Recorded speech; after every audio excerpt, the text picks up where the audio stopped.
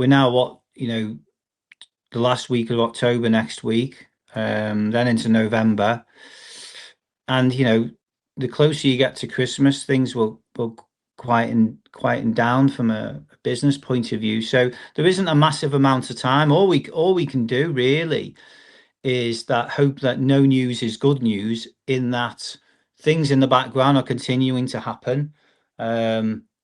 You buy a house, it can even without a chain, it can take months. You buy a football club with a training ground and again one that is not in the greatest league position. I'm sure the deals are complex. The golden share issue, I suspect, doesn't go down well with one or two prospective owners. But all that being said, hopefully we're in a position where a lot of that stuff has been sorted out, and it's now just dotting the I's, crossing the T's. And obviously, yeah, wouldn't it be a nice time just in the lead up to Christmas to announce that the takeover was complete, and we go into the new calendar year 2026 with optimism and hope and a fresh start and that sort of thing. So yeah, Mark is very much one of those that if he's got nothing to say on a matter, and well, although he's often on the news for anything football related, but anything to do with the club and the takeover, I think he can.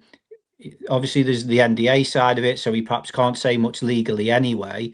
And he might be one of those who perhaps, well, there's no point in me just saying to people, yeah, things are carrying on in the background. Although some people would like that reassurance, and I get that, but I'm just hoping that, as I say, the wheels are turning, and that hopefully we get to Christmas and there'll be some positive news in that respect.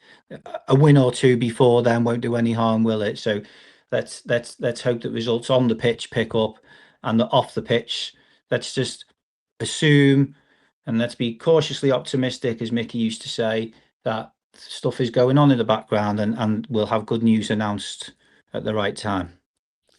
You say a win or two before Christmas would help. I think more than 2 wins would be good before Christmas.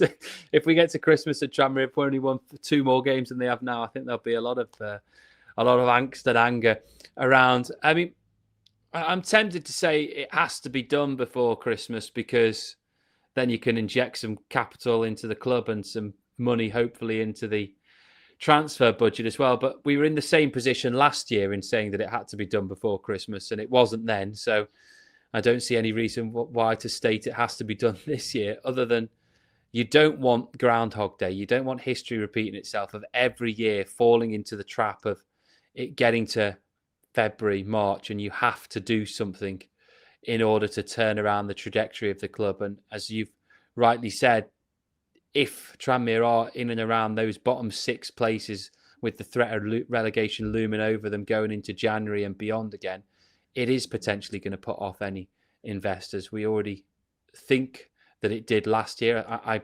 apologise if I'm wrong, but I think Mark said that the threat of relegation was a concern for the potential buyers coming towards the end of last season. So you don't want to be in that position again, A, because it puts the future of the club in jeopardy in terms of dropping into the National League, and B, because it puts the future of the club in jeopardy in terms of a potential takeover. So it is important that it gets done, and it gets done quickly, but there are very limited signs of anything happening at a particular pace.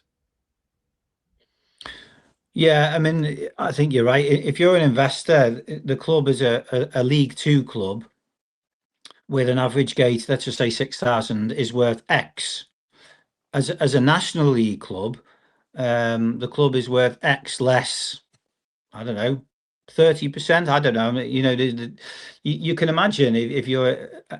We don't know, do we, because of the NDAs? But prospective owners might have had discussions internally and said, look, whether the club is in League Two or the National League, we're in it for the long haul. We'll take it on, and we believe that over time, a bit like Wrexham have done, unfortunately, to mention them, we will get it right, and we'll move up the divisions.